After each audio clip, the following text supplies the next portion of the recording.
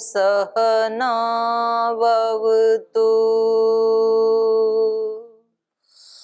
सहनौ भुनक्तु सह वीर्यं करवावहै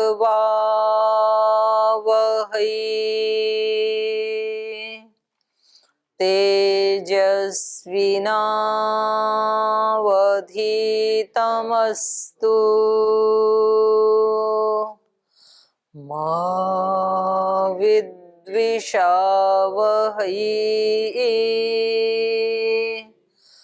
ॐ व्रतानां व्रतपते व्रतं चरिष्यामि तच्छकेयं तन्मे राध्यताम्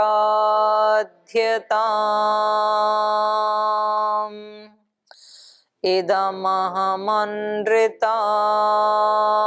सत्यमुपैमि ॐ शान्ति शान्ति शान्तिः।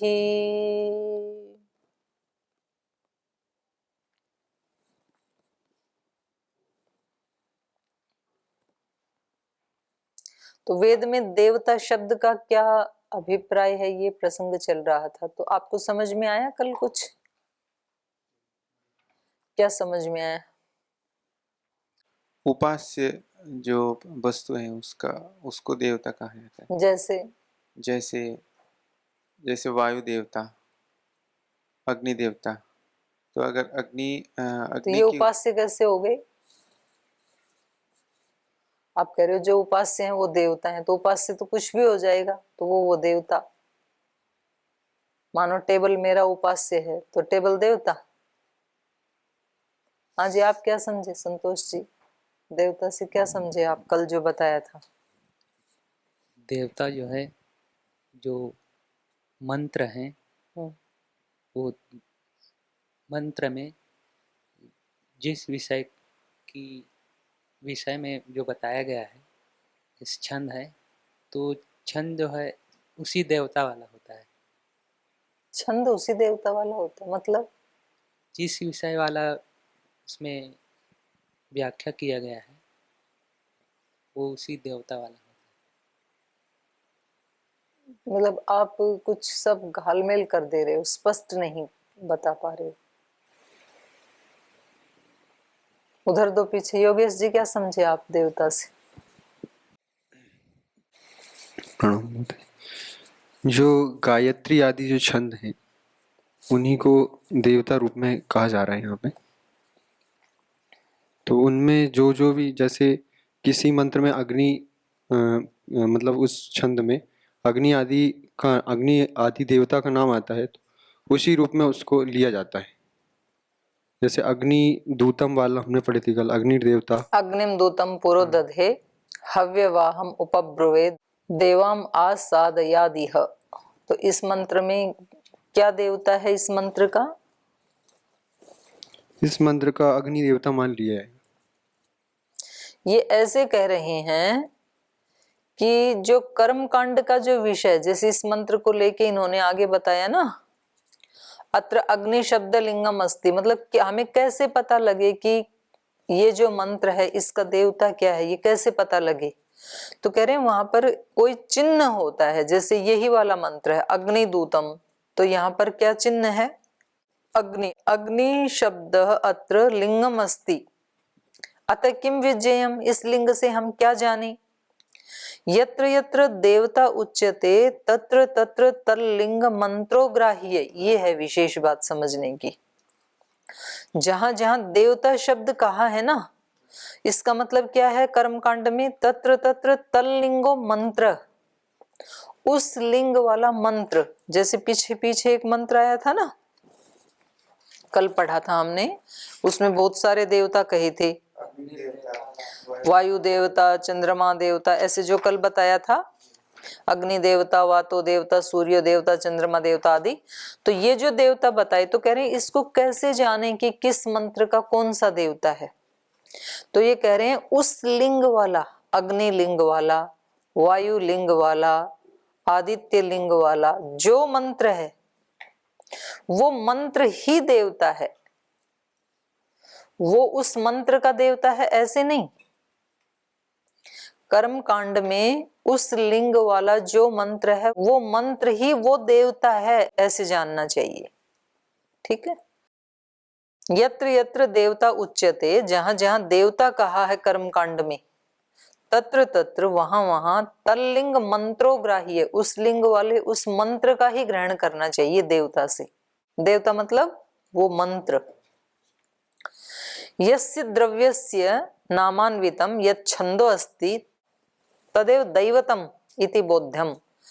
यस्य द्रव्यस्य, जिस जिस द्रव्य का, नामान्वितम जिस नाम से अन्वित होकर के, यश छंदो अस्ति जो छंद है, वो छंद ही तदेव दैवतम इति बोध्यम, उस छंद को ही देवता कहेंगे, वो देव वही देवता है ऐसे जान लेना चाहिए।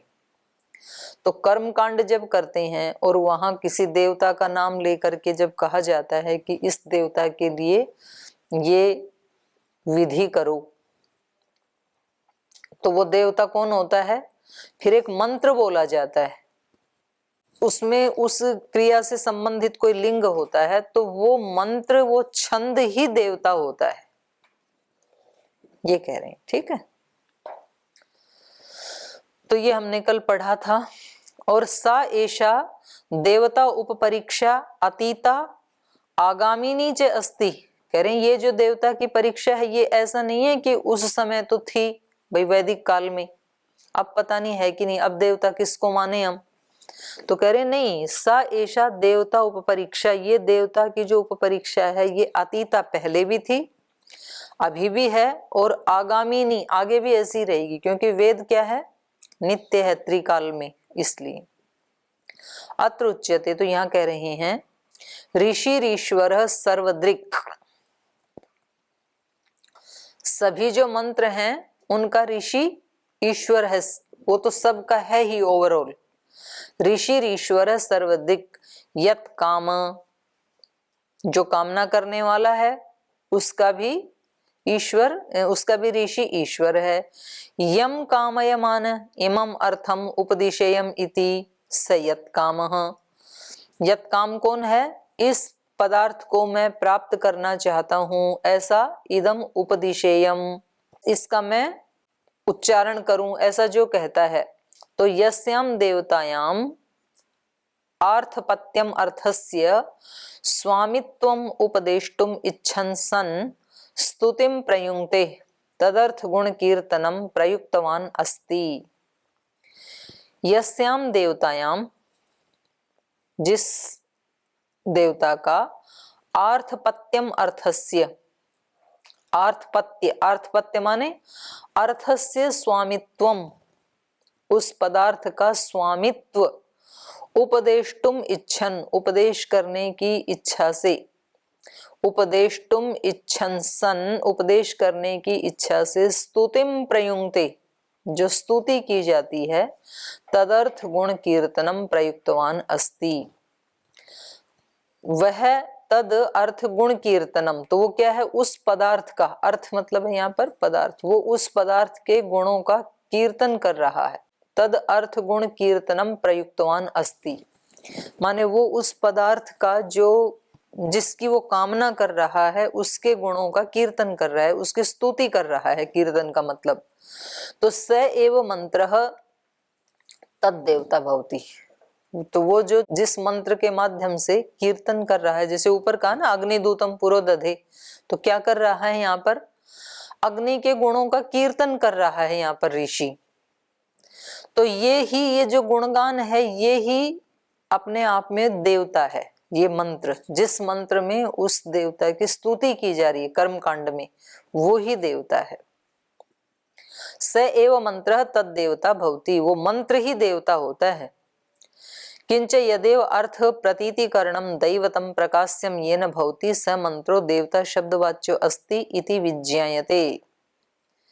कह रहे हैं देखो, यदेव अर्थ प्रतीतिकरणम, जिस पदार्थ का प्रतीतिकरणम, जो उसको अनुभूति होती है, जैसा उसको लगता है, दैवतम प्रकाश्य, वैसे उस देवता को प्रकाश्य अभिव्यक्त करके, जैसे यहाँ अग्नि देवता है तो अग्नि को प्रकाश्य माने उसको अभिव्यक्त करके अपनी वाणी से, दैवतम प्रकाश्य येन भवति स मंत्रो देवता, माने जिसके द्वारा उस दैवत्व को प्रकाशित किया जाता है। जैसे यहाँ पर इस मंत्र के द्वारा अग्नित्व को प्रकाशित किया जा रहा है। प्रकाशित किया जा रहा है माने उसका गुणगान किया जा रहा है कि अग्नि आप कैसे हैं, आप दूत हैं, आप पूरा आगे ले जाने वाले हैं, दधे आप हमें दीजिए, आप हव्यवाहम, आप हवियों का वहन करने वाले हैं। तो ये उसका कीर्तन किया जा रहा है, उसके अर्थ को, उसके दैवत्व को प्रकाशित किया जा रहा है। तो इसलिए स मंत्र देवता शब्द वाच्यो अस्ति, तो इसलिए ये मंत्र ही क्या है, अग्नि देवता को कहने वाला है। यही अग्नि देवता है, ये मंत्र ही। देवता भी धाह, इसको याद रखना पड़ेगा आपको, नहीं तो हम देवता से क्या मानते हैं, देवता मतलब कोई मनुष्य जैसे, और मंत्र से हम उसकी स्तुति करते हैं, ऐसे मानते हैं। लेकिन ये बता रहे हैं कि कर्म कांड में वो मंत्र ही देवता होता है, वो छंद ही देवता होता है। तो आगे कह रहे हैं, देवता भी धा ऋचः या भी विद्वांस सर्वा सत्य विद्या स्तुवन्ति प्रकाशन्ति ऋचः स्तुतौ इति धात्वर्थ योगात्। कह रहे हैं या भी देवता भी ऋचः, जिस जिस देवताओं वाली ऋचाएं हैं, विद्वांस है, विद्वान लोग क्या मानते हैं, सर्वा सत्य विद्या स्तुवन्ति, सब सत्य विद्याओं की उन ऋचाओं से ही स्तुवन्ति, स्तुवन्ति माने प्रकाशयन्ति, उन्हीं को प्रकाशित किया जाता है। जितनी भी सत्य विद्याएं हैं और उनमें से हमें जो चाहिए, जो हम मांगते हैं कर्म कांड के माध्यम से, तो ये जो ऋचाएं हैं, ये जो मंत्र हैं, ये क्या है, या भी देवता भी, जिसकी हमें कामना है तो उसी से संबंधित ऋचा का हम गुणगान करते हैं। स्तुवंती माने प्रकाशंती, क्योंकि ऋचा का मतलब क्या है, ऋच स्तुतौ इति धात्वर्थ योगात्, ऋच धातु का अर्थ क्या है, स्तुति। तो ऋचा किसको कहते हैं, जिसके माध्यम से स्तुति की जा रही है, वो ऋचा है, तो वही देवता है। ऋच स्तुतौ इति धात्वर्थ योगात् ता श्रुतयः, तो ये जो श्रुति हैं या ऋचाएं हैं, त्रिविधा, तो ये तीन प्रकार की हैं। त्रिविधा मतलब त्रि प्रकार का, तीन प्रकार की हैं। त्रि प्रकार का संति, कौन कौन सी, परोक्षकृता, प्रत्यक्षकृता, आध्यात्मिक्यश्च। ऋचाओं के जो विषय हैं वो तीन प्रकार के ही तो पदार्थों को प्राप्त कराने के लिए तीन ही प्रकार के विषय है ना हमारे सामने। या तो हम प्रत्यक्ष विषय की कामना करेंगे, या तो परोक्ष की करेंगे, या तो भूतकाल वाले की करेंगे। तो ये ऋचाएं कैसी हैं, प्रत्यक्ष परोक्षकृता माने परोक्ष वस्तुएं भी दिलाती हैं ये हमें, प्रत्यक्षकृता और आध्यात्मिक्यश्च, ये विषय हैं इनके। यासाम देवतानाम ऋचः परोक्षकृतो अर्थो अस्ति ता परोक्षकृताः। परोक्षकृत ऋचा किसको कहते हैं, यासाम, जिन ऋचाओं का, यासाम देवतानाम, जिन देवताओं का, याचाम देवतानाम ऋचाम परोक्षकृत अर्थो अस्ति, जिन ऋचाओं का परोक्षकृत अर्थ है। जैसे मानो किसी ऋचाओं में स्वर्ग आदि का वर्णन है, तो स्वर्ग तो यहाँ नहीं है ना, तो परोक्षकृत हो गया ना वो। तो इसलिए यासाम देवतानाम ऋचाम परोक्षकृत अर्थो अस्ति ता परोक्षकृताः ऋचा, उन ऋचाओं को क्या कहेंगे, परोक्षकृत ऋचाएं। यासाम प्रत्यक्षम अर्थो दृश्यते, और जिन ऋचाओं में प्रत्यक्ष अर्थ की दृश्यते देखा जाता है, प्राप्ति होती है, ता प्रत्यक्षकृता ऋचः देवता, तो वो प्रत्यक्षकृत ऋचाई हैं, प्रत्यक्षकृत देवता हैं वो। और आध्यात्मिक अध्यात्मम, आध्यात्मिक ऋचाएं कौन सी हैं? जिनमें अध्यात्म हो, अध्यात्म मतलब जीवात्मानम, जीवात्मा का वर्णन हो। तद अंतर्यामीणम परमेश्वरम च, या उस अंतर्यामी परमेश्वर की स्तुति जिनसे गाई जा रही हो। तद अंतर्यामीणम परमेश्वरम च प्रतिपादितुम अर्हा, उसको प्रतिपादित करने के योग्य जो ऋचाएं हैं या ऋचाहा, ये मंत्राहा जो मंत्र हैं, ता आध्यात्मिक्यश्च, उनको आध्यात्मिक ऋचाएं कहते हैं। एता एव कर्म कांडे देवता शब्दार्था संति इति विज्ञेयम्। एता एव, तो ये जो तीन प्रकार की ऋचाएं हैं, परोक्षकृता, प्रत्यक्षकृता, आध्यात्मिक्यश्च, ये तीन प्रकार की ऋचाएं ही कर्म कांडे, कर्म कांड में देवता शब्दार्था संति, देवता शब्द से कही जाती हैं। कर्म कांड जब जब भी करते हैं तो तीन ही विषयों को लेकर के तो कर्म कांड किए जाते हैं, परोक्ष, प्रत्यक्ष या आध्यात्मिक। तो कह रहे हैं उस कर्म कांड में देवता का मतलब क्या होता है? उससे संबंधित वो मंत्र, वो ऋचाएं, उसमें कोई चिन्ह होता है उस देवता का, और वो ही ऋचा ही देवता होती है। तो आगे कह रहे हैं तद येन अनादिष्ट देवता मंत्रः तेषु देवतोपपरीक्षा। तो कह रहे हैं ये तो वो मंत्र हो गए जिनमें देवता का कोई चिन्ह है, कोई लिंग है। जी, यहाँ पर जो देवता कह रहे हैं वो मंत्र को ही कह रहे हैं, हाँ, लेकिन सामान्य रूप से हम समाज में जब जाते हैं, वो तो आएगा अभी वर्णन। ये बात केवल कर्म कांड की है। जी, समाज में किसको देवता कहेंगे वो आ रहे हैं आगे। मतलब कुछ लोग जो स्वर्ग आदि को मानते हैं, तो स्वर्ग में जो देवता आदि रहते हैं, इंद्र देवता, वायु देवता, वरुण देवता, वो आ रहे हैं अभी। जी। देवता कितने अभी बताएंगे। यहाँ केवल मंत्र को ही या केवल कर्म कांड में करना। जो याग आदि करते हैं ना, सोम याग आदि कर्म कांड जो है, तो उसमें देवता का मतलब क्या होता है? तो ये कह रहे हैं देवता का मतलब वो ऋचा। तो इसमें ऋचा तीन प्रकार की बता दी, परोक्षकृत, प्रत्यक्षकृत, आध्यात्मिक। तीन ही चीजें मांगेंगे हम, उससे अलावा कुछ है नहीं। अब ये कह रहे हैं कि जिन ऋचाओं में कोई लिंग नहीं है, हमें पता ही नहीं कि ये जो मंत्र है इसमें कौन देवता है, तो वहां क्या करेंगे हम? जैसे ऊपर हमने मंत्र पढ़ा अग्निदूतम पुरोदधे, तो यहाँ तो लिंग है, चिन्ह है, अग्नि है, तो हमें पता लग जाएगा कि इस मंत्र में अग्नि की स्तुति की जा रही है। अब अग्नि के क्या क्या अर्थ हैं वो हम जान लेंगे। लेकिन तद ये न अनादिष्ट देवता मंत्र, जिसमें देवता का आदेश नहीं किया है, देवता मिलता ही नहीं है जिनमें, तो जो अनादिष्ट देवता मंत्र तेषु देवता उपपरीक्षा। अब उनमें क्या देवता है उसकी परीक्षा की जा रही है कि भाई उसमें किस देवता को माने, जहां कोई स्पष्ट रूप से कोई चिन्ह नहीं मिलता है। प्रश्न समझ में आ रहा है? यद देवतः स यज्ञो वा यज्ञांगम वा तद देवता भवन्ति, अथ अन्यत्र यज्ञात प्राजापत्या इति याज्ञिकाः। कह रहे हैं यद देवतः स यज्ञो, जिस देवता को लेकर के वो यज्ञ किया जा रहा है, या यज्ञांगम वा, या यज्ञ का कोई अंग, जैसे मानो सोमयाग कर रहे हैं तो सोम देवता, या यज्ञांग, यज्ञ का कोई एक अंग, जैसे वहां पर दिया जलाया जा रहा है या प्रोक्षण किया जा रहा है, तो यज्ञो व यज्ञांगम व तद देवता भवंती, उसी को देवता मान लेंगे, यज्ञ को देवता मान लेंगे या यज्ञ के किसी अंग को देवता मान लेंगे।